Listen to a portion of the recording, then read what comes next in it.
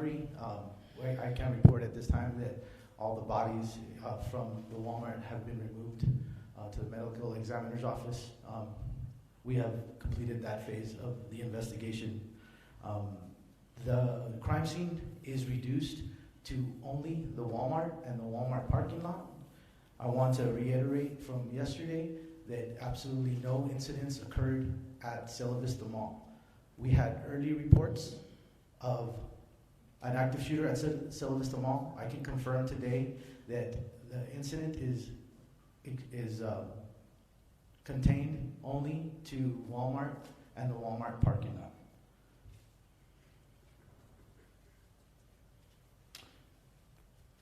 The Reunification Center. The Reunification Center, I'm pleased to announce, it is fully staffed, and we want to announce to the public that, and to thank them for volunteering, but they are fully staffed and they are no longer accepting any volunteers. So please, if you still want to volunteer and help with victims of this incident, please consider making a monetary donation.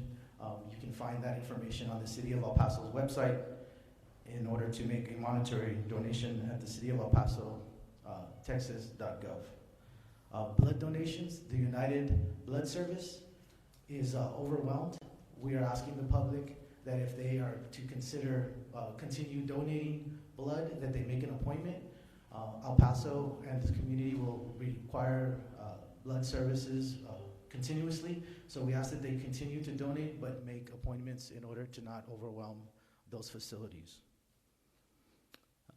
Back to the crime scene, all vehicles that are in the crime scene will stay and remain.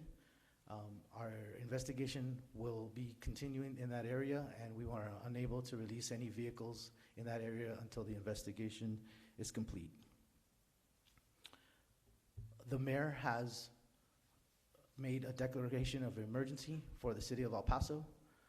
We will be giving you a press release, and there will be some quotes on the mayor. I won't be able to speak too much about that right now, but we will give you a press release with some quotes for you to take with you.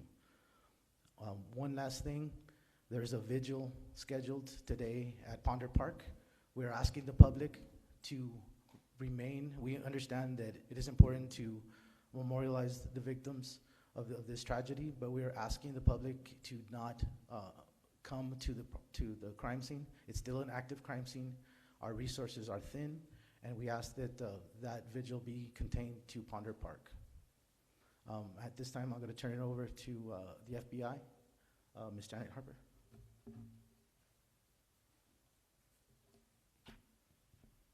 So, good afternoon, everybody.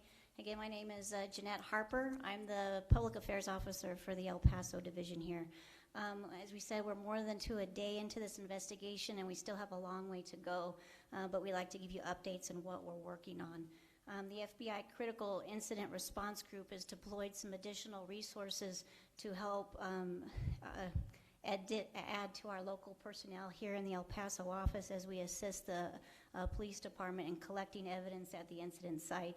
The evidence response team personnel has over 40 individuals, and they come from multiple field offices across the nation. These individuals will be conducting forensics review and recreating the crime scene to give the investigators a better idea and understanding of the incident. FBI Behavioral Analysis Unit has sent out personnel to assist in providing behavioral-based investigative techniques and in understanding the complexity of this violent incident.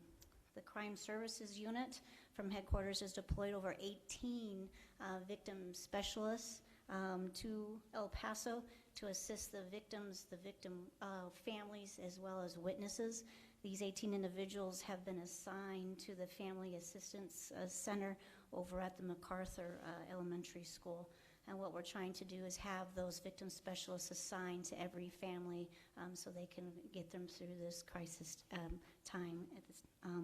FBI headquarters also has agents, analysts, and professional staff working on this investigation, including our Strategic Intelligence Operations Center. So everything that we're doing here in the field is being funneled up, and they're looking at intelligence from across the Bureau, as well as you have seen FBI Dallas, as well as San Antonio being affected by this investigation.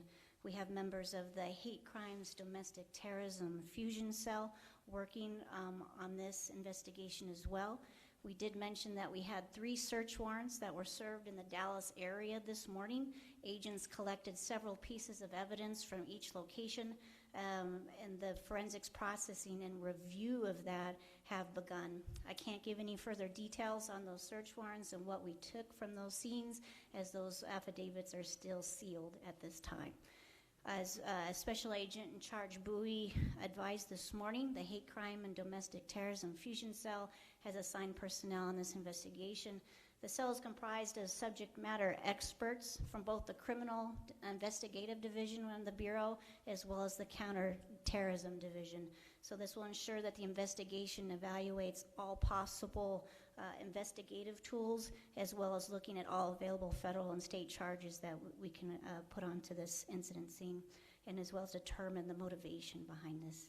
I'd like to reiterate that we are asking anybody that took video or pictures of the event, please go to submit their digital media to the FBI.gov /El Paso shooting. If you are in the Dallas area and you may have pictures of the subject in that area as well, please feel free to upload that at that same site as well. But we thank you for your patience. We will continue to support our partners at El Paso Police Department in any way they require, and they will remain the lead in the investigation at this time. We are tirelessly working the entire division to serve our community when they need us the most.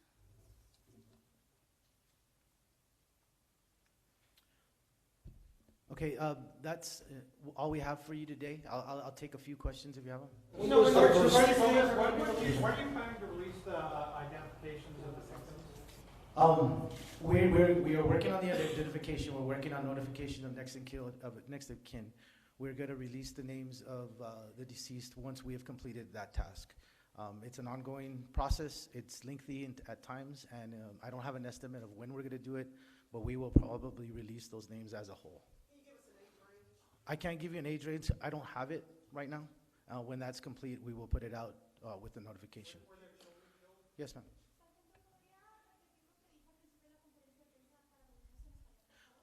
Después de esta entrevista vamos a hacerlo en español.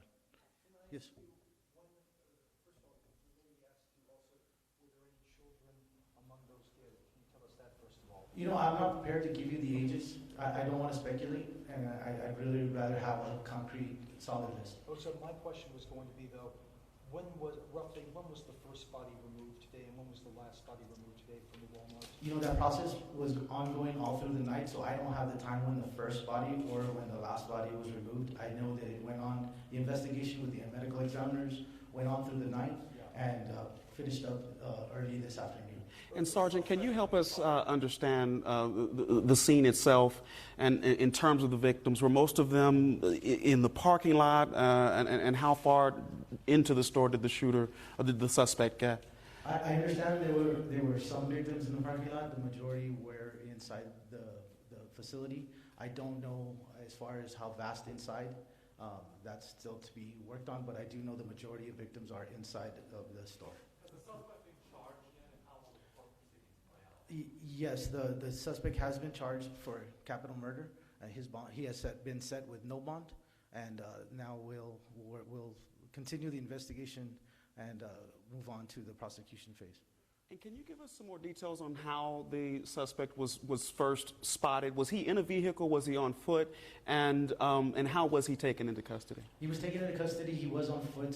He was confronted by members of the El Paso Police Department and the Texas Department of Public Safety. He did surrender to officers close to the scene. The chief said this morning he was in a car. I don't know that part. I don't know exactly. I just know that he was surrendered and to DPS. I don't know if he was in a car.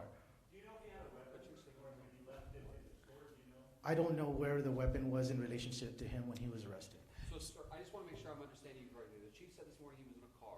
You're saying he was on foot. We were talking about when he was apprehended. He was apprehended standing up in a sidewalk. If he was there in a car, I don't know. I don't know. Two more questions, please. Yeah. Since this is being treated by the feds as terrorism, looked at by the how can you be confident there isn't a second Confederate to this guy or somebody else out there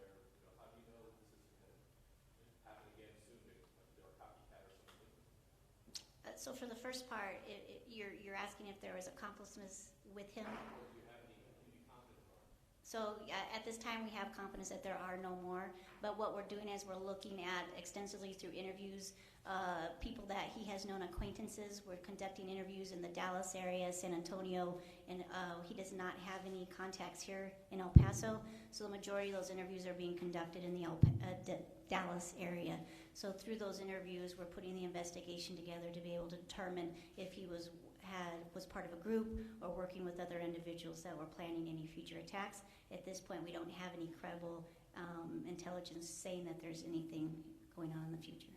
Last question, please. Have you been able to determine what prompted him to stop firing or leave his run out of bullets to his gun jam? Yeah, extended magazine from the photos I've seen. Is there No, we don't have information on what prompted him to stop firing. That's part of the investigation to get the whole totality of picture of what was going on during that day. I don't have an answer for that. Do you know how many rounds he fired? No, that's still processing the investigation, and I don't have a total of that right now. Thank you all. Thank you. We'll go ahead and start Spanish interviews.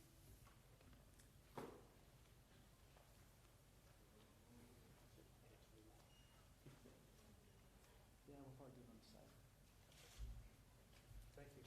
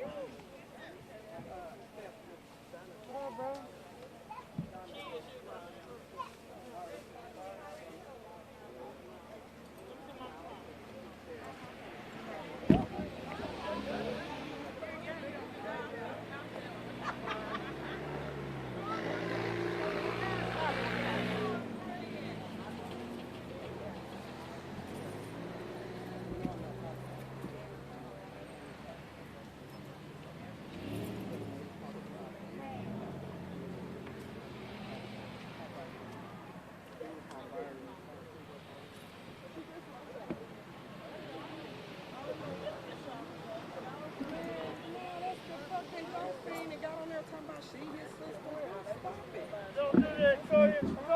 Toya. You got a lot of nerve now. Okay. I just fucking want to.